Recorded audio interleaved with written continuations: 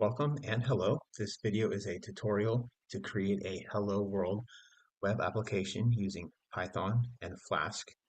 It will be on a production server with a registered domain, which I've already set up, and it will take advantage of the tool in cPanel, which helps facilitate Python applications. So that's what's happening.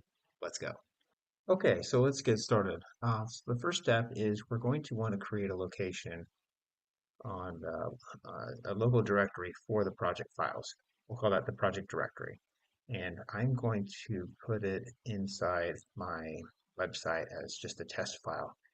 It's right here. My website is called boschsolutions.com inside a test file.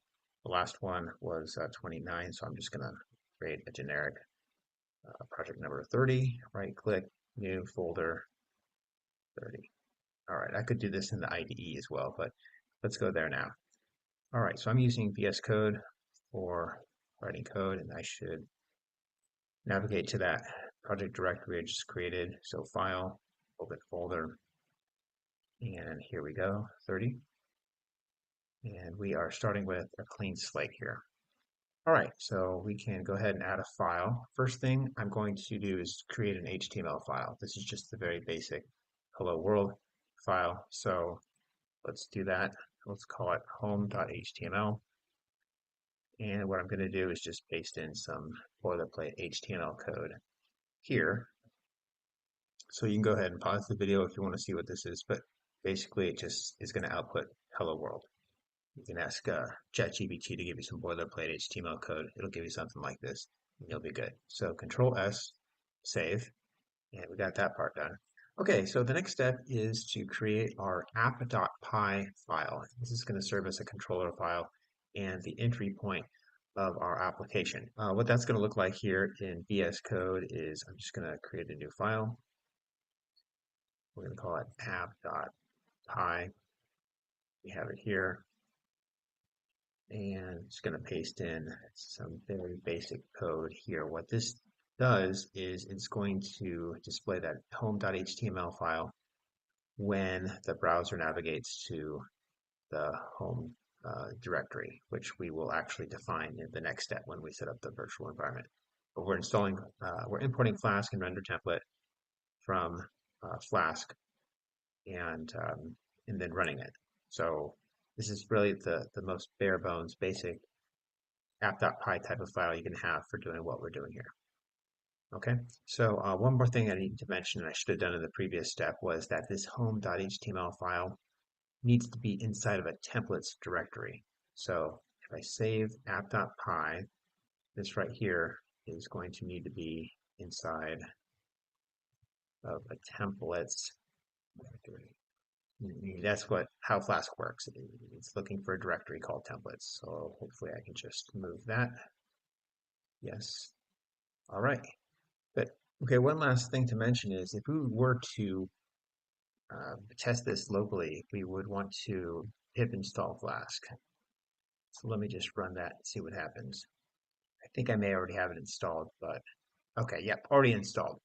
Okay, so next we want to move on to the actual creation of the virtual environment where Flask is going to run. And this is where cPanel comes into play. So if you log into your cPanel and go ahead and click on the application that says Python app.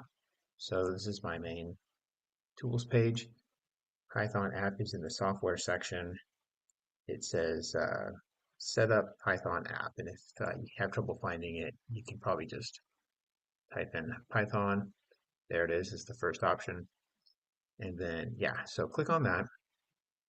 Give it a moment. It's going to display all the current applications, Python applications that are already running. And I have a few here already. But to start a new one, click the Create Application button on the right. And we have a few fields that it wants us to complete. So let's do that now. Python version, I'm going to select the most recent version, which is 3.11 at the time of this recording. And then for application root, this is a file path. So I've got my notes up on my other monitor here. I'm going to paste in what I have prepared. This is my personal domain, so I mean, use your own website and path that you've designated for that application. Some people use an add-on domain, or there's different ways to do that. The application URL is going to be just test 30, so that's relative to the domain. Application startup file is going to be app.py. The entry point is going to be app, which is that we defined in the app.py file, and then the log file is also going to be in that same directory. Okay. All right, so that looks good. Let's click create and see what happens. Okay, so it took about 10 or 15 seconds, but it completed successfully. And what we see here on the screen is a way to activate the virtual environment and navigate to the project directory. So I'm going to single left click on that. It copies to my clipboard. I need to install Flask on the server, which is what we'll do now. So one moment while I break up a putty session. If your server has SSH access, and hopefully it does, I have my private key and everything already logged in here, so I'm good to go. Paste. Okay, so I am now in the virtual environment. That command I pasted in is right here, which was what I copied, basically the first part right here. So now I'm ready to pip install Flask. I happen to be on a shared server, so this is how I have to do it. Let that run for a moment.